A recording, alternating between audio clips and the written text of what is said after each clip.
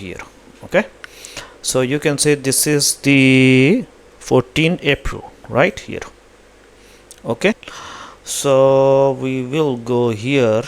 You can see Congress issues 3-line whip, whatever. Okay, so let's read this one. This is the editorial for you guys. I'll make it bigger so that you can look at this properly. Please hit the like. Okay, now I'll put this and look at here. Hungry, hungry का क्या मतलब होता है? भूखा. For मतलब के लिए change, बदलाव के लिए भूखा. एक तो ये है कि मैं बदलाव चाहता हूँ, I am hungry for the change. यहाँ हंग्री से मुराद दोस्तों कंट्री है जो कि भूखा है कि वो चेंज हो जाए. ओके, नाउ उनका जो जीत है, विन, हो सकता है मैं रिजर्व, रिवर्स, उल्टा कर दे. हार्ड, टाइट, राइट, बहुत ज़्यादा कट्टरपंथी वाली, राइट विंग जिसको बोलते हैं, डोमेस्टिक, घरेलू जो पॉलिसी है, अंदर की जो पॉलिसी, एंड और बाहर की नीतियों को उलट दें. इससे पहले जो दोस्तों गवर्नमेंट थी वहाँ पर हंगरी में, उनकी जो है अंदर की जो है डोमेस्टिक जो है वो दक्षिणपंथी नीतियों बहुत सख्त थी. डोमेस्टिक पॉलिसीज़ जो है ना, देश के अंदर की जो नीतियाँ थी और बाहर की जो नीतियाँ थी वो बहुत ज़्यादा कट्टर दक्षिणपंथी, यानी बहुत ज़्यादा सख्त विचार वाले थे. तो अब जो इससे पहले जो थे वो तो हार गए, तो अब जो है यहाँ पर हो सकता है कि चेंज हो जाए. ठीक है, तो हम लोग एक एक को पढ़ते हैं. देखिए, say I'll make it a little bit smaller. The voters, कह रहे कि वोटर का जो फैसला था, वर्डिक्ट इन हंगरी, हंगरी के अंदर. ओके, है ना.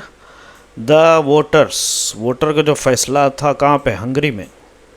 दैट, जिसने आउस्टेड, बाहर निकाल फेंका, विक्टर ऑर्बन को, जो कि हंगरी का क्रिश्चियन नेशनलिस्ट, क्रिश्चियन था, नेशनलिस्ट था, बहुत ज़्यादा कंट्री करता था. पॉपुलिस्ट, और जनता के हित में बात करता था या जनता को खुश करने की बात करता था, उसको पॉपुलिस्ट बोलते हैं. एंड हार्ड राइट, और बहुत ज़्यादा कट्टरपंथी वाला था वो. समझ में आ रहा? प्राइम मिनिस्टर था विथ अ रिकॉर्ड, एक रिकॉर्ड के साथ के 20 साल से वो पावर में था दोस्तों. 1998 से लेकर के 2002, माय गॉड, एंड 2010 से लेकर 2026, एंड और 4 प्रीवियस कंसेक्यूटिव, और 4 लगातार, कंसेक्यूटिव बोलते हैं लगातार, इलेक्ट्रल विन, यानी इलेक्शन का जीतने वाला, विंस, इज अनएम्बिगुअस, साफ साफ दिख रहा है. क्या मतलब है? हंगरी में मतदाताओं का फैसला, जिसने विक्टर ऑर्बन को हटा दिया दोस्तों, जो 20 साल तक सत्ता में रहे और 4 बार लगातार चुनाव जीते थे. बिल्कुल साफ है. ठीक है. According to the latest result, अगर हाल फिलहाल के जो सबसे ज़्यादा जो अभी लेटेस्ट रिजल्ट आया है उसके अनुसार की बात करें, तो अपोजिशन जो लीडर है, इसको मैं और थोड़ा बड़ा, तो अकॉर्डिंग टू द लेटेस्ट हाल के जो अभी फ़िलहाल का जो परिणाम आया, अपोजिशन जो लीडर है, विपक्ष का लीडर है, पीटर मैगर, टीज़ा की जो पार्टी है, हैज़ वॉन, जीत गया अबाउट 138 सीट जीत गए दोस्तों. टू मिस्टर ऑर्बन्स, उनके जो ऑर्बन्स की जो फिट्स पार्टी थी वो 55 पे थे और उन्होंने 130. कह रहे कि द मैसिव, ये बहुत बड़ा 2/3 मेजॉरिटी था, 2/3 का मेजॉरिटी था. क्या था दोस्तों?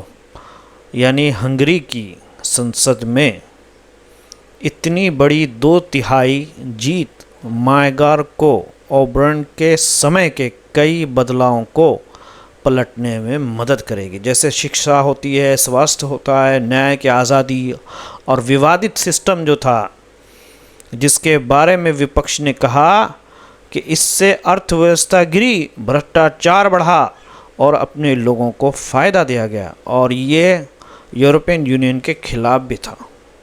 तो ये समझ में आ रहा दोस्तों।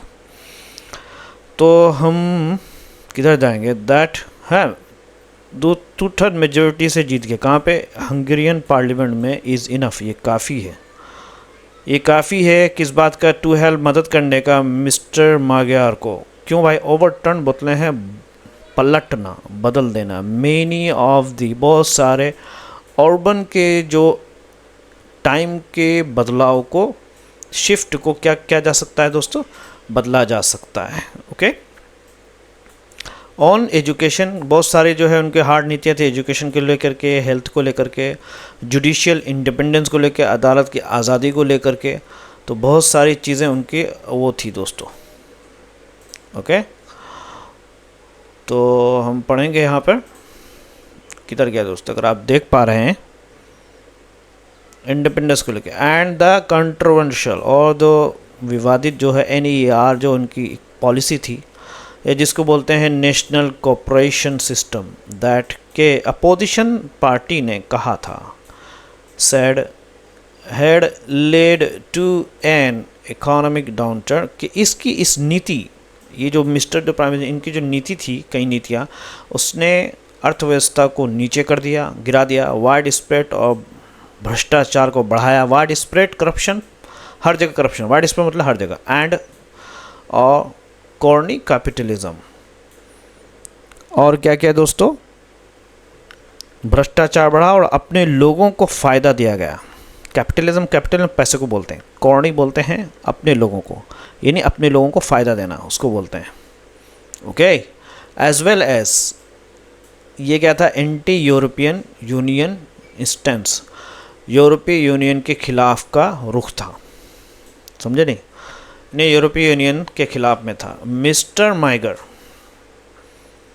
कह रहे कि क्या है, मागियर जो 2 साल पहले तक उसी पार्टी में थे, उन्होंने नीतियों के विरोध में पार्टी छोड़ दी और अपनी नई पार्टी बनाई। लेकिन वो क्या है, ओबर्न की प्रवासियों के खिलाफ नीतियां शायद नहीं बदलेंगे।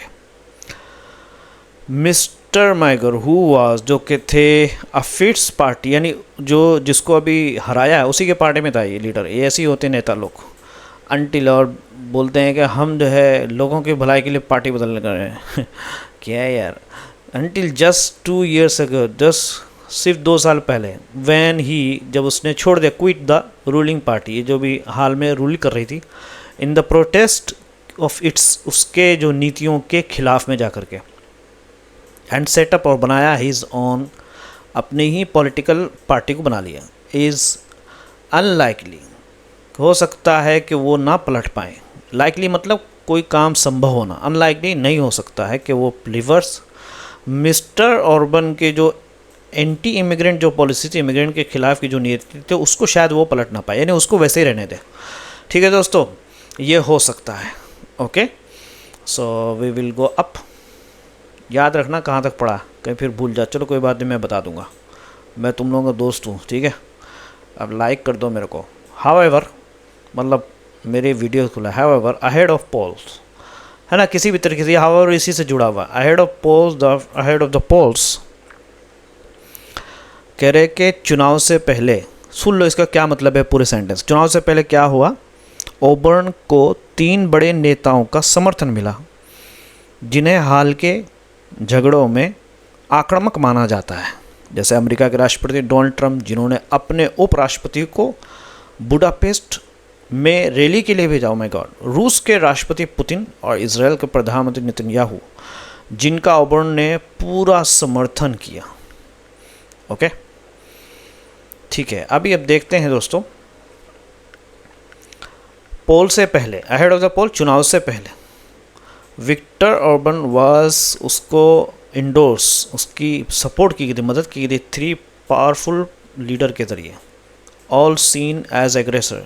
इन तीनों को एग्रेसर बताया जाता है, यानी जालिम तौर पे या बहुत कट्टर बताया जाता है इन रिसेंट हाल फिलहाल के झगड़े में। यूएस के राष्ट्रपति डोनाल्ड ट्रंप, हु इवन यहाँ तक कि उन्होंने भेजा था वाइस प्रेसिडेंट JD वेंस को भेजा था, माय गॉड, टू एड्रेस, क्या है, खिताब का या भाषण देने का पब्लिक रैली में एक जो सार्वजनिक पब्लिक रैली थी उसमें भी विथ मिस्टर ऑर्बन के साथ इन बुदापेस्ट लास्ट वीक, पिछले हफ्ते। यहाँ तक कि रशिया के जो प्रेसिडेंट थी व्लादिमीर पुतिन ने भी जो है इनका सपोर्ट किया था, ठीक है। एंड और इजरायली प्राइम मिनिस्टर ने भी, बेंजामिन नेतन्याहू ने भी सपोर्ट किया था इसका, हूँ जिसको मिस्टर ऑर्बन सपोर्टेड अनइक्विकली का मतलब पूरी तरीके से, कुछ भी ना सोच समझ के, ठीक है, उसको बोलते हैं, यानी पूरा समर्थन दिया पूरी तरीके से। अब याद रखो इस वर्ड को, ओके। कह रहे कि हंगरी एक्चुअली क्विट, उसने छोड़ दिया था इंटरनेशनल क्रिमिनल कोर्ट को आफ्टर, इसके बाद कि उसने जारी किया था एक warrant against the Israeli prime minister के खिलाफ फॉर वार क्राइम, वार के जुर्म के लिए जब इंटरनेशनल कोर्ट ने बेंजामिन नेतन्याहू के खिलाफ वारंट जारी किया था, तो इस ऑर्बन ने इंटरनेशनल कोर्ट को छोड़ दिया था मानने से।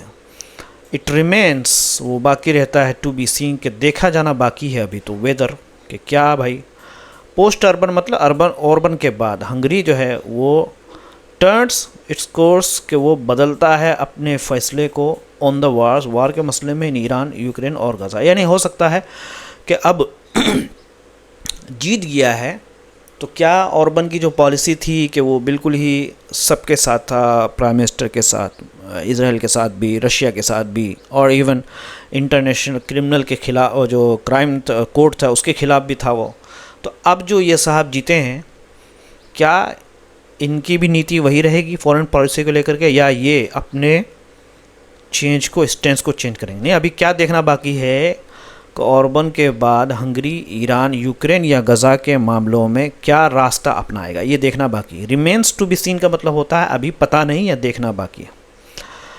कह रहे कि दुनिया के लिए सबसे ज़रूरी बात यह है कि हंगरी का चुनाव दिखाता है कि लोग अब सख्त, दूसरों को ना मानने वाली और बाहरी लोगों के खिलाफ बातों से थक रहे हैं। ये सबसे ज़्यादा अहम बात है दोस्तों। अभी देखो मैं थोड़ा सा बदलूँगा चूँकि यहाँ पे, इसलिए इसको ऊपर भी करना है दोस्तों। मोस्ट सिग्निफिकेंट, यहाँ से पढ़ेंगे हम लोग दोनों भाई मिलके, यू एंड मी, ठीक है। मोस्ट सिग्निफिकेंटली, सबसे अहम बात क्या है दोस्तों फॉर द दुनिया के लिए, दैट सॉ, कि देखा उन्होंने कि द राइस, उठान ऑफ मेनी पॉपुलिस्ट लीडर, के बहुत सारे जो जनता के मानने वाले जो लीडर थे वो थ्रू इलेक्शन के ज़रिए इन द 2010, ठीक है, 2010 में हंगरीज इलेक्शन, हंगरी का जो इलेक्शन है वो का जो वर्डिक्ट फैसला है वो बतलाता है दैट के वोटर्स वर्ल्ड वाइड, पूरी दुनिया में मे बी टायरिंग, थक रहे हैं ऑफ द हार्ड, सख्त किस्म की राइट विंग जो पॉलिसी है, एंटी प्लूरियलिस्टिक, दूसरों को ना मानने वाली पॉलिसी, ठीक है, उसको बोलते हैं प्लूरियलिस्टिक। यानी प्लूरल मतलब सजमा, को एग्जिस्टेंट को ना मानने वालों को, एंटी इमिग्रेंट, इस तरह की जो पॉलिसी वाले जो लीडर हैं उनके खिलाफ दुनिया निकल रही है और उनको देख देख के तंग आ गई है। एंटी इमिग्रेंट और दूसरे क्या है, बाहरी लोगों के खिलाफ बातों से थक रहे हैं। And xenophobic rhetoric they favoured. अच्छा, एक्सोनोटिक का क्या मतलब है दोस्तों, मैं भी बतलाता हूँ। देखिए यहाँ पर था दोस्तों जीनोफोबिक, है ना, वो क्या था दोस्तों, जीनोफोबिक का क्या मतलब है यहाँ पे देखिए, ये जीनोफोबिक का मतलब ये है क्या, जो विदेशियों से डर पैदा करने के लिए, विदेश के लोग आ जाएंगे तो यहाँ पे क्राइम करेंगे, ये करेंगे, कि इस तरह की रेटोरिक जो है ना, जो इस तरह की बातें हैं, दे फेवर्ड, उन्होंने सपोर्ट किया। इस तरह की चीज़ों से लोग जो है तंग आ गए हैं। अब उनको ऐसा चाहिए जो भाईचारे की बात करे और एक दूसरे के साथ मिल के रहने की बात करें, इस तरह के लीडर वो चाह रहे हैं। सिमिलर आउटकम, इसी तरह के जो परिणाम थे वो हैव बीन सीन, देखा गया कहाँ पे, इन इलेक्शन चुनाव में, इन कनाडा में भी, ऑस्ट्रेलिया में भी और इन द नीदरलैंड में भी। इनके जो लीडर्स है वो इसी तरह की बातें करते थे तो उनको वहाँ के लोगों ने हटा दिया। कह रहे कि द यूके एंड पोलैंड में भी देखा गया सच ट्रेंड, इस तरह के जो ट्रेंड से रुझान है। ऑल्सो प्रोवाइड अ चेक जो है ना, यानी फीडबैक बताता है। क्या बताता है दोस्तों? प्रोवाइड अ चेक का मतलब क्या होता है कि रोक लगाना, देता है a check on, provide a check मतलब कि रोक लगाता है टू द ऑथोरेनियन यानी अथॉरिटीज़ जो है ना उनको इस चीज़ को, इनको एक चीज़ सबक देता है।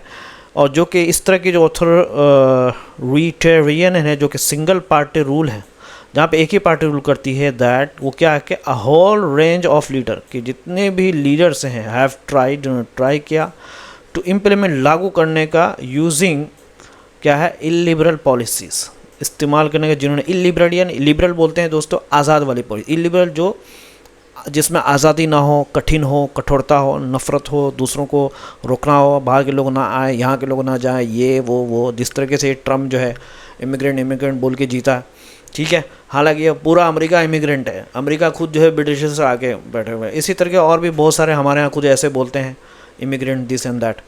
एक मरतबा सुंदर पिचाई ने बयान दिया था दोस्तों, अगर आपने याद होगा, सुंदर पिचाई गूगल के CEO है, उन्होंने कहा था मैं चाहता हूँ कि बांग्लादेश का एक आदमी हिंदुस्तान में आए और आकर के वो गूगल का या किसी बड़े कंपनी का मालिक बने।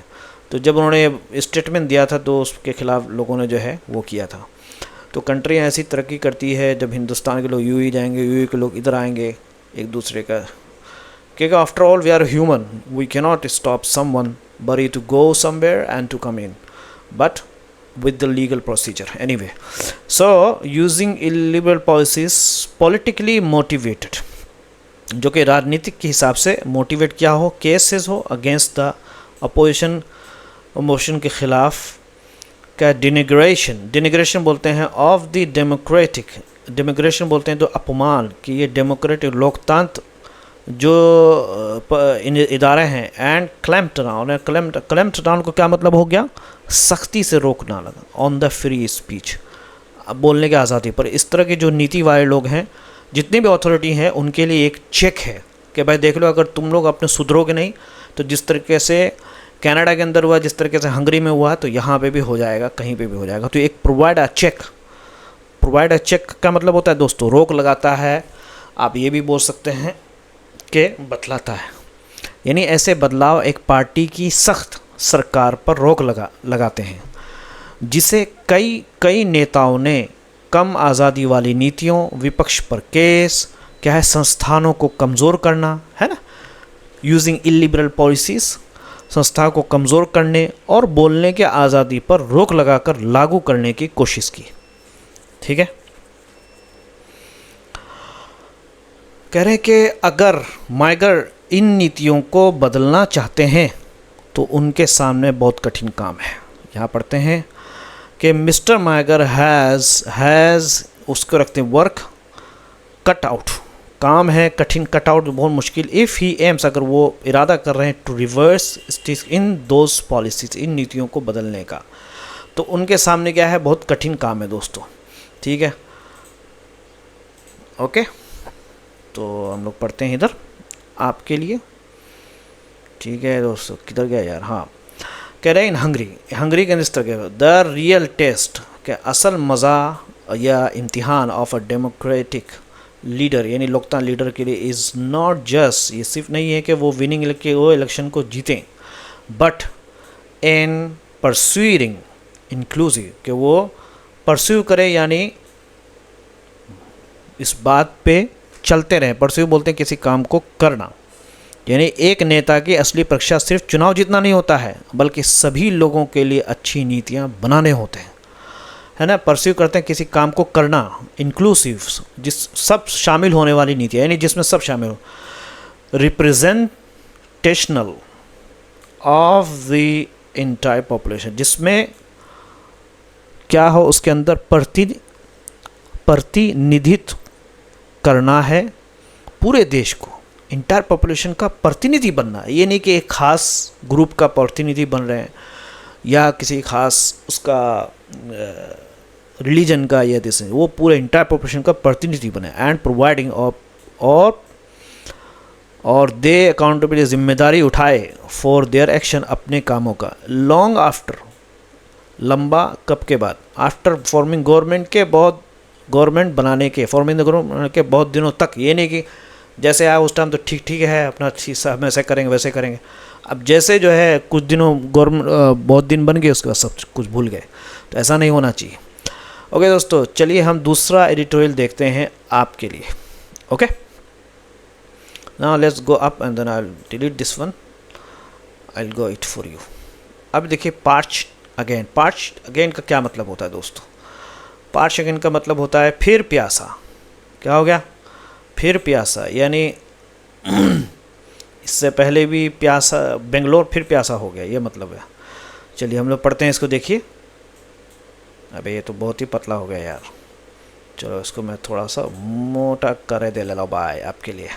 ओके, देखिए हम अनस्क्रिप्टेड है, तो पार्च अगेन मतलब होता है फिर प्यासा, यानी फिर सूखा हाल। कहाँ का? बेंगलोर का। कह रहे कि बेंगलोरी क्या है? इज ट्रीटिंग वाटर, यानी बेंगलुरु के पीने के पानी की समस्या पर, है ना। Bangalore is treating water supply को as a infinitely expendable, infinitely यानी जितना ज़्यादा हो सके उसको बढ़ाया जा सके। तो इस तरीके से वाटर को जब आप इस तरीके ट्रीट करेंगे कि भाई जितना ज़्यादा हम खुदाई कर लें, जितना ज़्यादा चाहे पानी निकाल लें, तो ये गलत है दोस्तों, ठीक है। ओके, यानी आप ये समझिए दोस्तों कि बेंगलोर जो है वाटर के साथ ऐसे ट्रीट कर रहा है, ट्रीटिंग वाटर सप्लाई जैसे कि इन्फिनिटली, अनंत तक एक्सपेंडेबल बढ़ाया जा सकता है, यानी जितना ज़्यादा हो सके पानी निकाला जा सकता है, कुछ भी नहीं होगा। तो इस तरीके से दोस्तों नहीं चलने वाला, ये बहुत ही गलत तरीका है, ठीक है दोस्तों। चलिए हम आगे पढ़ते हैं, ऊपर पढ़ते हैं आपके लिए, सिर्फ आपके लिए। वाइल जबकि कर्नाटका एज अ होल पूरी तरीके से इम्प्रूविंग, अच्छा कर रहा है, इट्स वाटर सिक्योरिटी, पानी के सुरक्षा के लिए अच्छा कर रहा है, पानी सुरक्षा के सिलसिले में वो बेहतर, वहाँ पे पानी की जो है स्थिति वो बेहतर हो रही है। वहीं बेंगलोर में ज़मीन के नीचे का पानी बहुत ज़्यादा निकाला जा रहा है, ठीक है। अब बेंगलोरी जो है इज़ डीलिंग, है ना, निमट रहा है विथ एक्सट्रीम, बहुत ज़्यादा ग्राउंड वाटर, ज़मीन के नीचे का पानी का विड्रॉल निकालने का। यानी जिस तरीके से पानी के बारे में बेंगलोर अच्छी सुरक्षा कर रहा है, अच्छी तरह निमटने की कोशिश कर रहा है, लेकिन उससे ज़्यादा जो है बेंगलोर क्या कर रहा है दोस्तों? पानी के नीचे से, ज़मीन के नीचे से पानी निकाल रहा है। यानी जहाँ कर्नाटक में पानी की स्थिति बेहतर हो रही है, वहीं बेंगलोर में ज़मीन के नीचे का पानी बहुत ज़्यादा निकाला है। ग्राउंड वाटर विड्रॉल का मतलब होता है ज़मीन का पानी निकालना। करें कि राज्य ने 2025 में जितना पानी सुरक्षित रूप से निकाल सकता था उसका 66% निकाला, लेकिन बेंगलुरु ईस्ट तालुका ने 378% पानी निकाल लिया। वाह। करें कि द स्टेट, राज्य ने ड्रू निकाला 66%, 66% ऑफ द ग्राउंड, ज़मीन के नीचे का पानी के, दैट इट कुड, वो कर सकता था सस्टेनेबली, यानी सुरक्षित तरीके से निकाल सकता था, एक्सट्रैक्ट इन 2025 में।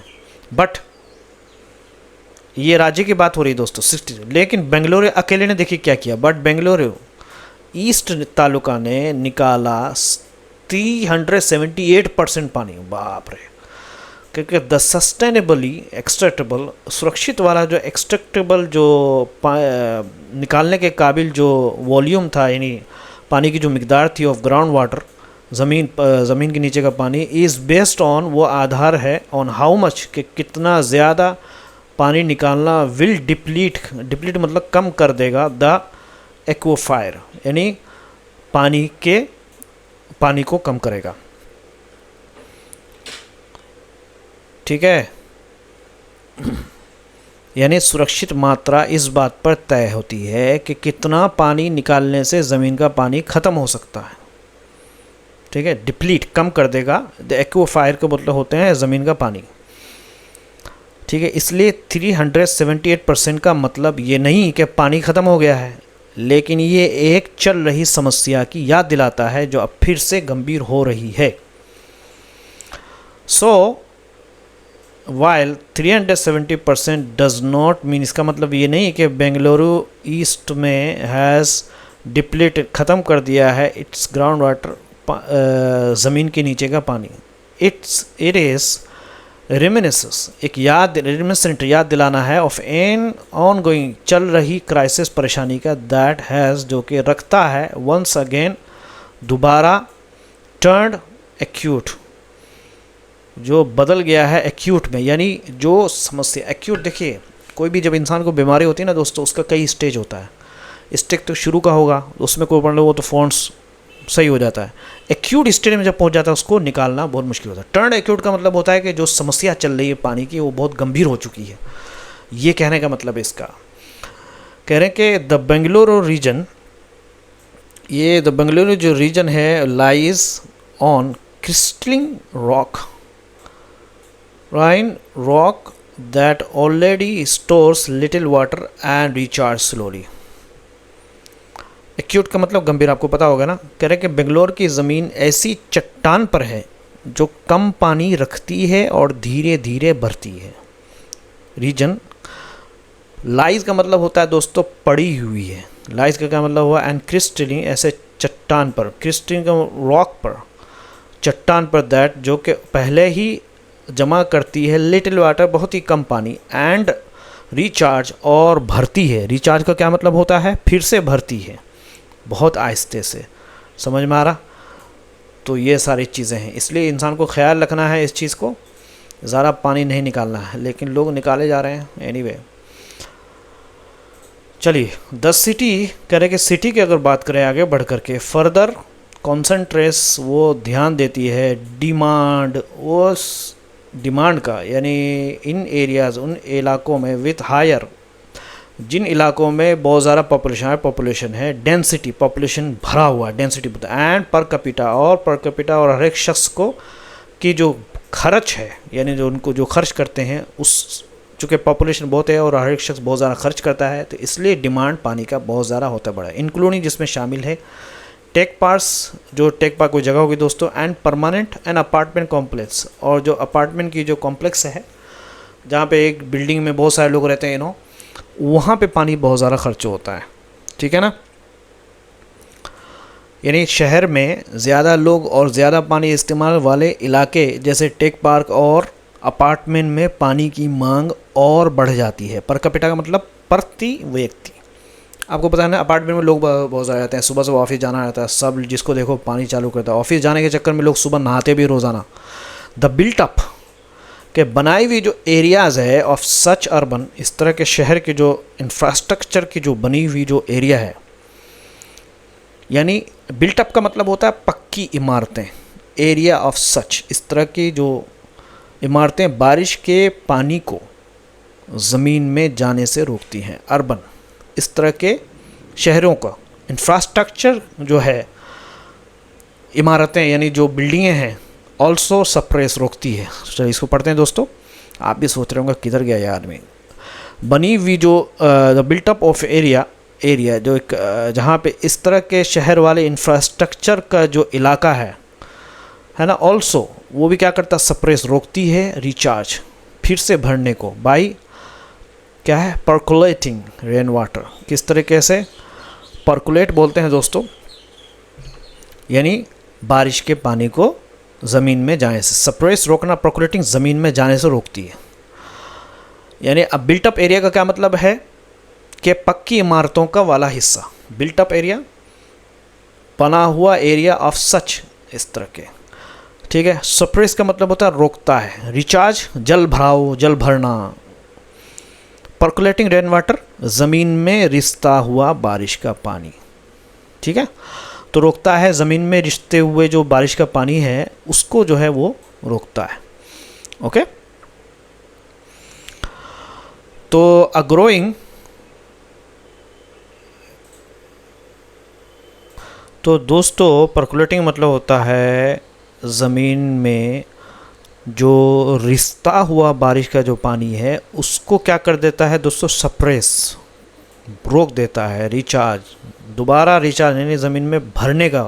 किस तरीके से, बाय पर्कुलेटिंग रेन वाटर, यानी बारिश के पानी को खूब आहिस्ता करके, क्या करके, यानी जिस तरीके से बारिश का पानी बहुत तेज़ी से अंदर जाता था और जल्दी भर जाता था, अब चूँकि चारों तरफ सीमेंट है, ईंट है, उसकी वजह से परकुलेट बोलते हैं, आहिस्ता आहिस्ता बारिश का पानी क्या है ज़मीन में जाता हो, तो उस तरीके से जो बारिश की तेज़ी थी उसको कम कर देता है। इसकी वजह से करें कि ग्रोइंग बढ़ती हुई फ्रैक्शन जो हिस्सा है, भाग है ऑफ द पॉपुलेशन लोगों की, डिपेंड्स, वो निर्भर है ऑन वाटर फ्रॉम दी क्या है कार्वे कावरी से, जो कि विच कम्स, जो कि आता है विथ अ हाई, बहुत ज़्यादा एक्सपेंशनल कोस्ट, एक्सपेंशन जो उसका जो बहुत ज़्यादा जो खर्च होता है दोस्तों, यानी जो अब क्या है ज़्यादा लोग क्या है कावेरी नदी का जो पानी है उस पर निर्भर हो रहा है, जिसे लगाना क्या है लाना बहुत महंगा होता है। एक्सपेंशन वहाँ से उस पानी को लाना यहाँ पर पे क्या होता है दोस्तों, बढ़ाना, एक्सपेंशन कोस्ट यानी बढ़ाने वाली जो कीमत वो बहुत महंगा। 10 इसीलिए the problem has a natural basis, इसीलिए क्या है दोस्तों, कह रहे कि समस्या की जड़ तो प्राकृतिक है, प्रॉब्लम हैज़ अ नेचुरल, प्राकृतिक आधार है, बट लेकिन हैज़ बीन कंपाउंडेड, बढ़ा दिया गया है ओवर द ईयर्स, कई सालों से, बाय इनकंसिडरेट, बिना सोचे समझे अर्बनाइजेशन, जो गांव को शहर बनाया जा रहा है, वेयर, जहां पे द कॉस्ट, जो कीमतें हैं, मॉनेटरी एंड, अच्छा मॉनेटरी का क्या मतलब हो गया दोस्तों, आर्थिक, पैसों से जुड़ा एंड इंक्रीजिंगली, बढ़ती हुई क्या है दोस्तों, एग्जिस्टेंशियल, यानी अस्तित्व से जुड़ा हुआ, जीवन पर असर डालने वाला है, आर बीइंग, वो पास्ट, उसको बढ़ाया जा रहा है ऑन द पॉपुलस, लोगों पर।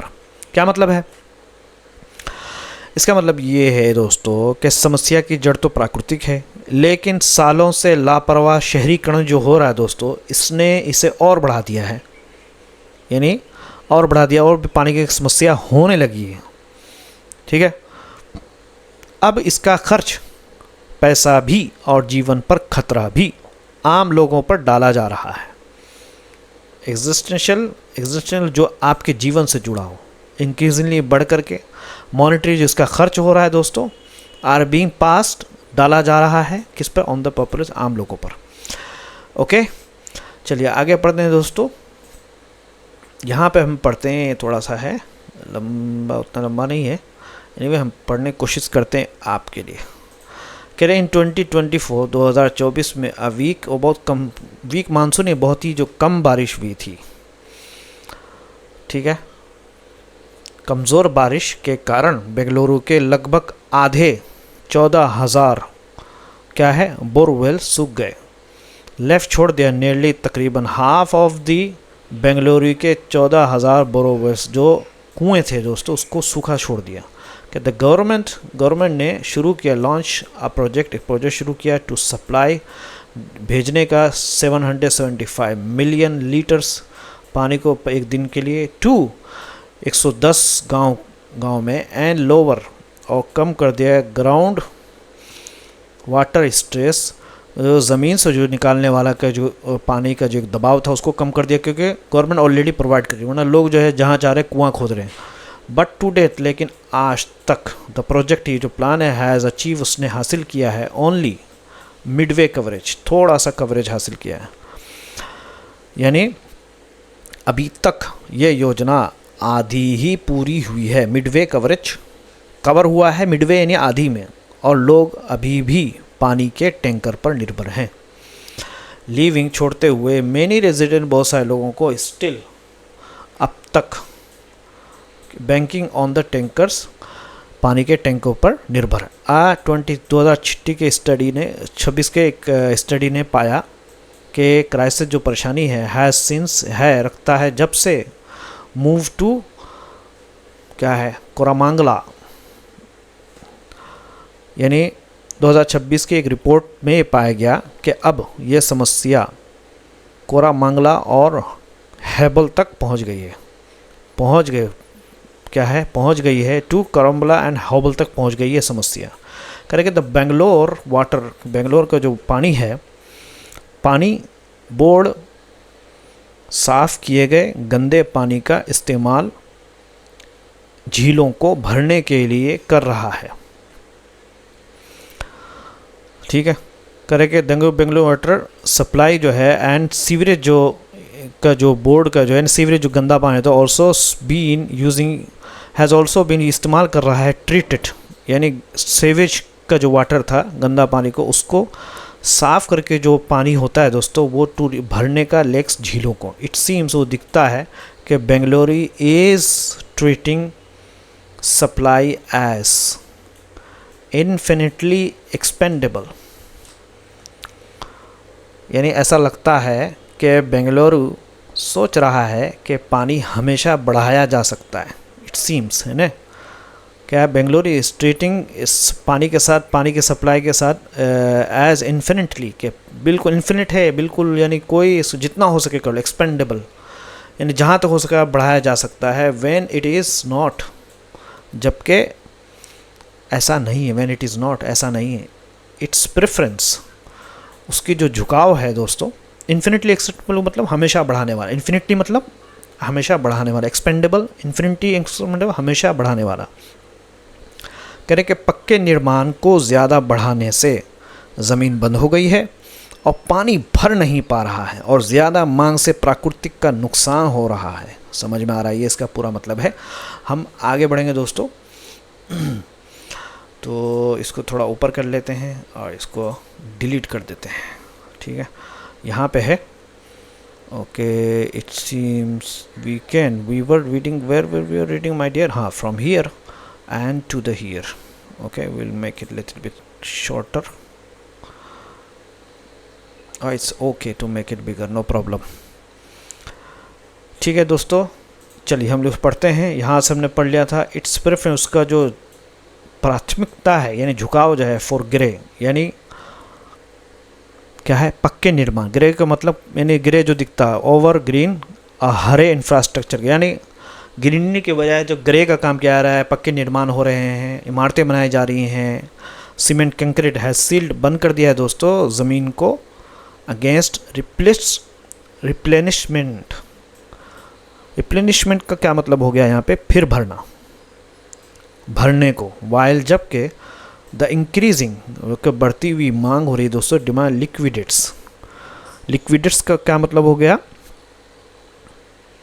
कि पक्के निर्माण को ज़्यादा बढ़ाने से ज़मीन बंद हो गई है और पानी भर नहीं पा रहा। ठीक है, और ज़्यादा मांग से प्राकृतिक का नुकसान हो रहा है। ओके,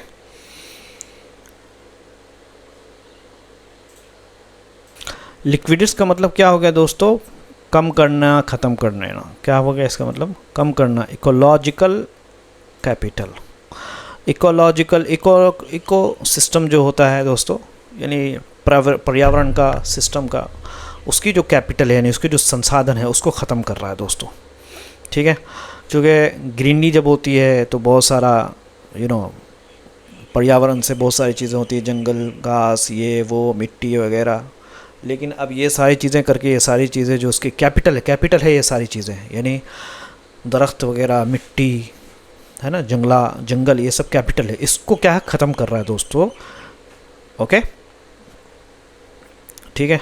द सिटी कहने की जो सिटी है डज नॉट मैनेज, यानी हरी प्राकृतिक व्यवस्था के बजाय पक्की जो कंक्रीट क्या है संरचनाओं को ज़्यादा महत्व देने से ज़मीन पानी को सोख कर फिर से भरने से बंद हो गई है और बढ़ती मांग प्राकृतिक संसाधनों को ख़त्म कर रही है। प्रेफरेंस का मतलब होता है, ग्रे इंफ्रास्ट्रक्चर मतलब होता है पक्की संरचनाएं जैसे सड़क, इमारत वगैरह है। ग्रीन इंफ्रास्ट्रक्चर प्राकृतिक व्यवस्था जैसे पेड़, झील, आपको मैंने बताया। सील द ग्राउंड, ज़मीन को बंद कर दिया है, यानी ज़मीन पानी सोखने से रोक दिया है। रिप्लेसमेंट फिर से भरना, ठीक है, जिसको बोलते हैं इंक्रीजिंग डिमांड, बढ़ती मांग। लिक्विडेट्स का मतलब होता है ख़त्म कर देता है।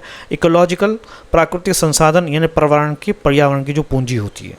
करें कि शहर पानी का पाइप, ज़मीन का पानी और गंदा पानी साथ में सही से नहीं संभालता, इसलिए लोग आसान तरीका यानी टैंकर इस्तेमाल करते हैं।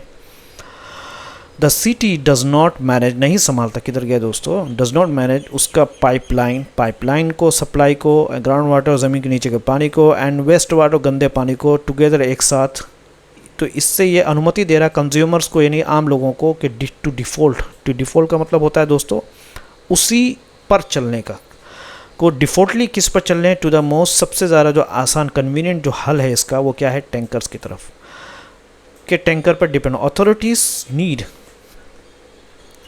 क्या है, अधिकारियों को, सरकारी अधिकारियों को पानी सप्लाई में जो नुकसान होता है उसे कम करना चाहिए। अथॉरिटी नीड टू मिनिमाइज क्या है, डिस्ट्रीब्यूशन, पानी की जो तकसीम होती है उसमें जो डिस्ट्रीब्यूशन लॉसेस जो हो रहे हैं, एंड पेनलाइज, और सज़ा देना चाहिए ओवर एक्स्ट्रा एडिशन, यानी जो ज़्यादा पानी निकाल रहा है उसको, हद से ज़्यादा जो पानी निकाल, एंड मैंडेट, और ज़रूर करा देना चाहिए कि 100% डिसेंट्रलाइज्ड, कि डिसेंट्रलाइज वाट्स क्या है, वेस्ट वाटर, वो क्या है, डिसेंट्रलाइज का क्या मतलब हो गया यहाँ पे, अलग अलग जगह पर रखना, कि डिसेंट्रलाइज करे, अलग अलग जगह पर रखे वेस्ट वाटर को, यानी अलग अलग जगह से वेस्ट वाटर को जमा करे और उसको रिसाइकल करे for all non portable uses. Non portable use का मतलब होता है पीने के अलावा का जो इस्तेमाल होता है, कि उसको रिसाइकल करे for all non portable use, जो पीने के अलावा जो इस्तेमाल होता है उसके लिए इस्तेमाल किया जाए। कह रहे हैं कि सबसे अच्छा लंबे समय का हल यही है कि बेंगलुरु को स्पंज सिटी बनाना चाहिए। ठीक है, द आइडियल लॉन्ग टर्म, अब किधर गया यार, दिमाग की दही निकल नहीं पाया दोस्तों। द आइडियल कह रहे कि सबसे अच्छा लॉन्ग टर्म, लंबे टर्म के जो सोल्यूशन है दोस्तों वो बाकी रहता है अनचेंज, यानी वो चेंज बदला नहीं है। वो क्या है कि बेंगलुरु नीड्स टू, कि बेंगलुरु को ज़रूरत है, ठीक है, needs to become a sponge city. Sponge जिस तरीके से दोस्तों, स्पंज में किस तरीके से पानी जो है वो जमा वो हो जाता है दोस्तों, क्या हो जाता है, यानी पानी सोख जाता है, उस तरीके से बेंगलोर को बनाने की ज़रूरत है। कि दिस इंक्लूड्स, जिसके अंदर क्या शामिल है दोस्तों,